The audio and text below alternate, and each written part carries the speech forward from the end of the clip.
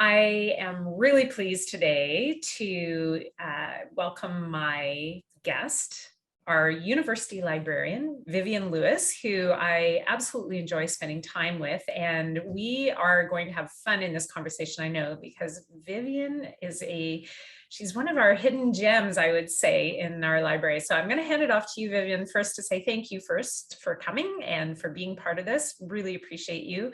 And if you could introduce yourself and just speak a little bit about who you are in this wonderful world of McMaster. Please. Sounds great. Sounds great. I am really, really happy to be here. I was saying to Gayleen, this is the bright spot of my day today, so it's all good. So my name is Vivian Lewis, and I have the great honor, and I always call it a great honor, to serve as McMaster's University Librarian. So what that means for those of you who might not be aware is it really just means that I have oversight over the university library system, which includes Mills, Innis, and Thode libraries, and as well the Russel Archives, which is over on Mayfair, the Sherman Center for Digital Scholarship, and classroom technology, which is sometimes the surprising bit for people. So I've been here on campus for about 100,000 years. That's usually how I respond. I think in truth, it's somewhere around 30 though. So I'm definitely what you would call a lifer. And I started here as a reference librarian, as you can imagine, and I've just moved through the ranks. And I've seen the technology piece within the library change so dramatically. I was thinking about it this morning that when I started, and for the longest time, technology within the library was 5 people that did it all. And now virtually every job that we hire for within the university library has deep technology expectations, and so it's just a different place. But really happy to be here, Gayleen, and to chat with you. Oh, thank you. And everything that you've said has given me 6,000 questions that I can ask you. So it's the perfect situation for sure. I do think it's interesting for people just maybe to take it out to a higher level.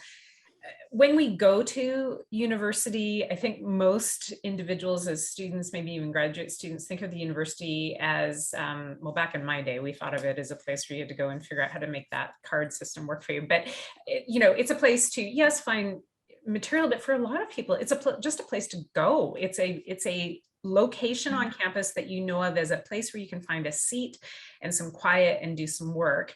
And I think the thing that's quite fascinating when you work on a campus is you realize there's this, and you've touched on it, this technology piece, but there is a lot of stuff going on in the library that most students have no awareness. And you talked about it a little bit because you've got all these multiple locations and the archives and the technology components, and you're deeply invested in the research mission of the institution as well. And I think, if you could pick one thing, because we won't have time to talk about all of those, but if you could pick one thing that you wish students knew more about with respect to the library, Vivian, what do you think would be helpful for you and for them outside of, and maybe it's perfect that they just think of it as a place that they can go to and then hopefully discover some things in that process.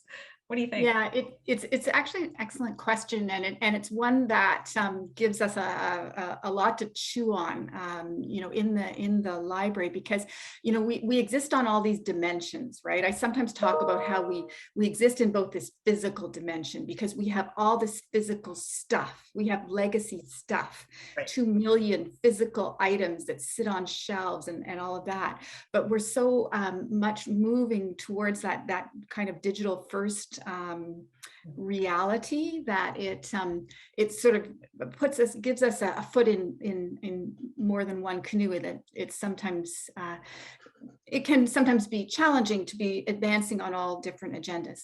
Devoted to supporting those students, and they might tend to focus on that study space, that space, that safe space, that they can have access to all the component pieces that they want and need to be able to do their work. So that's like the physical space, it's access to the scanners and the technology, the printer, everything like that. And that's great. But then we're always also serving the needs of our researchers, our faculty members, and they don't tend to think of the library as a physical space. They think of it in terms of content, which is largely digital. So, it's sometimes challenging because we're moving on multiple agendas.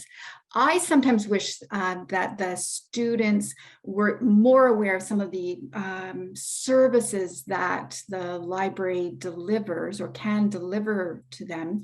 All those workshops, for example, that are being offered through the Sherman Center or through the DASH program, so that student from whatever discipline could learn Python or R. Or those sessions that are offered through the Lions New Media Center to teach them video editing. So some students discover these things, but often they discover them in third year or fourth year, and they always say, I wish I had known about this before.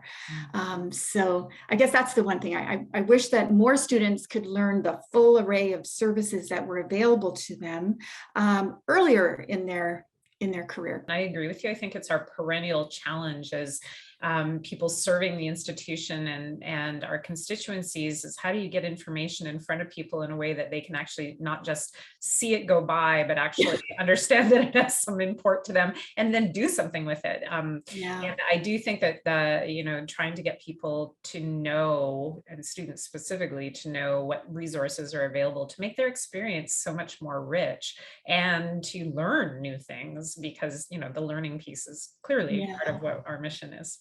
It's kind of point of need too. That's the issue is, students need things at a certain point in time. And so for us to just tell them in year one, as part of orientation, here are all the things that are available to you, there's too much noise. And so they just don't hear it. It's the question of having that information accessible to them at the point they need it. That's the trick. So we're working on it. We're working on it. Of course. I think it's continuous improvement, definitely. One of the things for me, I've only been, so you've been here for, you called yourself a lifer, which I love. And there's a few people like you who, they come and they stay. And it says a lot about McMaster, because I think there's actually quite a few people, but that brings richness as well. You really understand and know the institution. You've got historic reference to understand, though, how did we get here? And you're obviously and always still very optimistic about where we're going as well, which I appreciate about you so much. The thing for me is a 4-year, so far from lifer. There are things I didn't know when I first came that I could associate with library, because McMaster does a few things differently than other institutions, which I think is really interesting. And you've touched on, exactly. So Thode was really quite interesting to me because it's not a library that as many people frequent, obviously. And in the basement of Thode, you guys created this fantastic space, your makerspace, which I love and just was, and it's been unfortunate. I know over the last 19 months, it's not been probably, it's been mothballed, I suppose, to a degree, but talk a little bit about Thode as a building, because I think it's quite fascinating, and the makerspace, if you could, Vivian.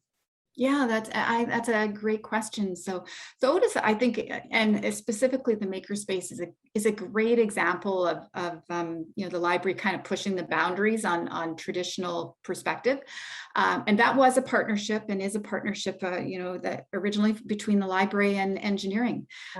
It was that kind of perfect synergy. We really wanted to move in this direction, and partnering with engineering made it possible. So the concept is to create a space that is, although fun, the partnership was with engineering, the philosophy is it's for students from across the disciplines, bring everybody together, create spaces to give them access to all these tools to make things. So it's part of that maker culture, because we know students across the discipline need to make things as part of their courses or as part of their lives.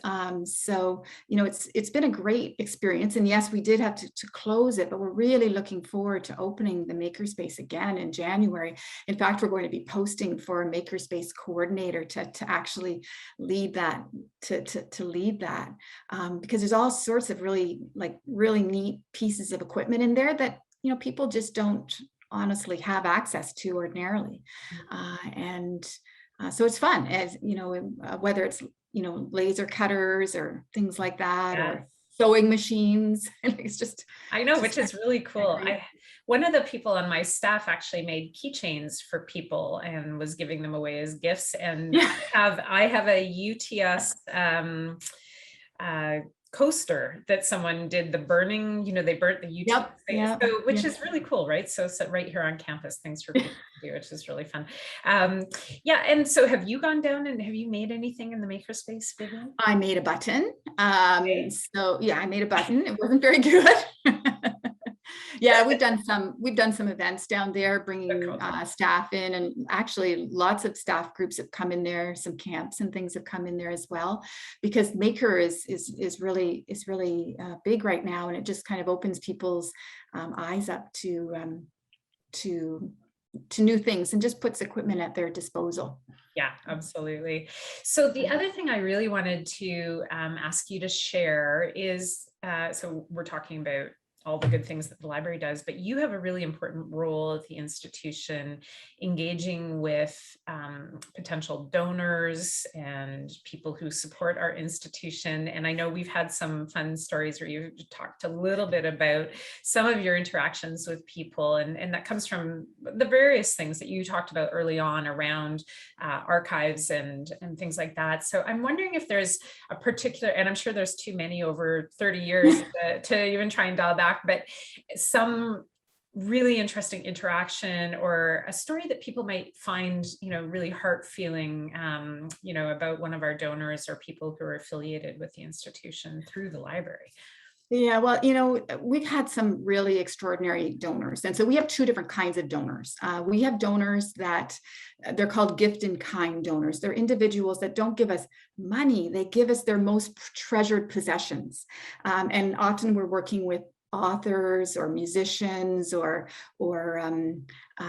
you know, creative individuals or philosophers and stuff. So we're probably most well known for holding all of the archives of Bertrand Russell, who was, you know, the 20th century's greatest mathematician and philosopher and all of that. But, you know, we're also have taken in all of these extraordinary gifts from folks like Bruce Cockburn and Tom Wilson and you know, really, really interesting people.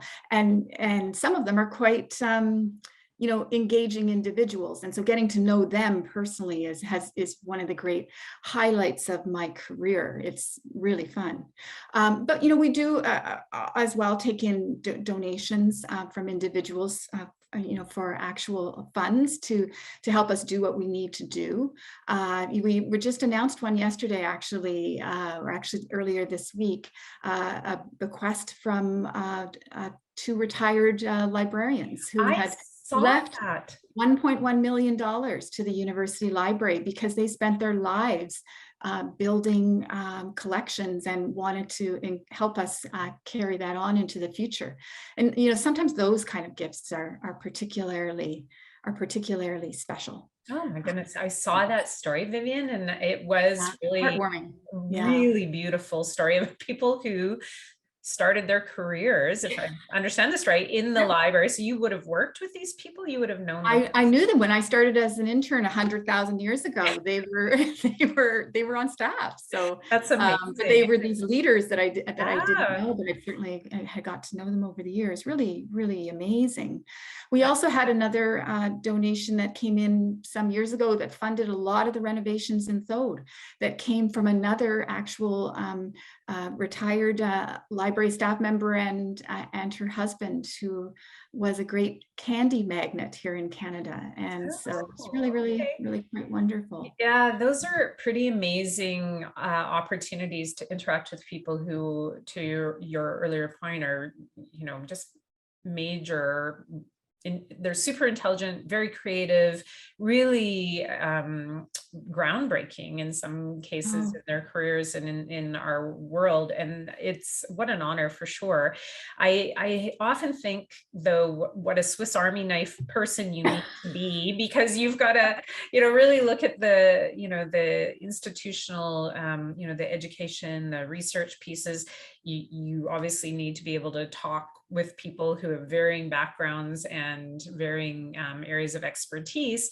And, I think the Bertrand Russel archives, it's a really good example. You kind of had to turn a little bit into a designer and a, architect or something as well. Can you talk a little bit about that project? Because I think that is such a fascinating project. Sure. So, and I will say up front, the key to all of this is having really, really good people, right? So I think of some of the individuals that are part of our organization that really help make all of this happen, and say the creation of the Bertrand Russel Research Center and Archive is a great example. So a lot of work went into doing that, and a lot of that sits on the shoulders of Ann Pottier, who is, of course, a campus force of nature, and has the ability to move on several fronts, and was really able to help us to take an old home just overlooking Mills Library over on Mayfair and convert it into a state-of-the-art archive that brings together the archive on the main floor and the Bertrand Russel Research Center with all the scholars up on the second floor. It's just an incredible facility that's really quite wonderful. But the shoulders of giants, right? Yeah, absolutely. And we wouldn't be anywhere if we didn't have some of these forces of nature on our campus. That's true. And Ann Pottier is an amazing example of that.